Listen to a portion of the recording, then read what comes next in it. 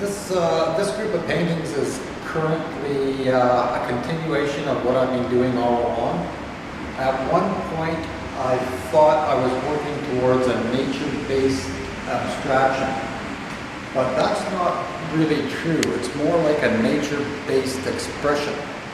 One of my influences, or you could say mentors, Jean-Paul Riopel, he said that he was upset at being labeled as an abstract expressionist. His definition of abstraction in painting was to take apart the components of the subject and isolate them in different areas. And this idea of abstraction he disagreed with. He said by taking apart and subtracting, that's the opposite of what he does. What he does is adds expression, personal expression.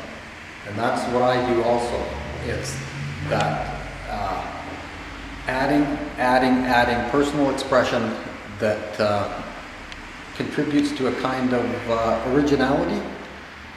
It's so important to have your personal choices, your personal results come through in the painting.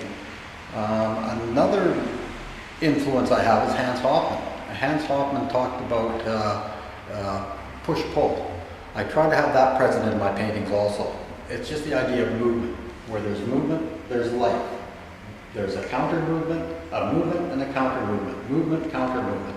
One thing leads to another. And that's partly how a painting can speak to you, a painting can lead you, a painting can show you the path, show you where to go. But the hard part is putting on that first mark. Once you have that first mark on, things can expand on their own.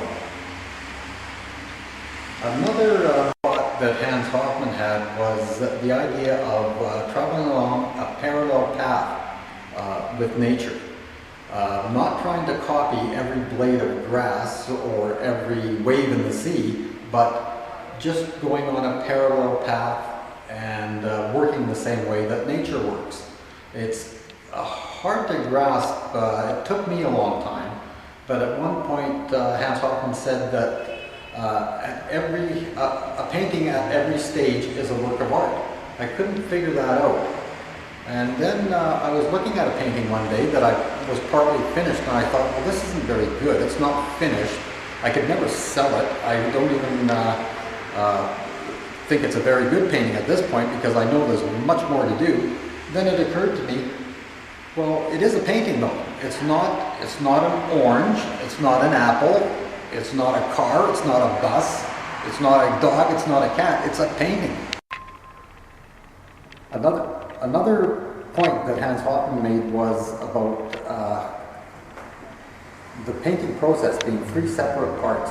The first is the subject, that inspires us, that drives us to want to capture, possess, or own. It could be anything. It could be nature. It could be a portrait. It could be a feeling of something. The second part, separate but equal, is the actual act of painting, applying the paint. It's that spiritual translation that we take part in while mark making, while making the painting. And the third, separate but equal part is the painting itself, the finished object. They're three separate but equal things. And they cannot be confused. One cannot replace the other, but that's pretty much the way it works.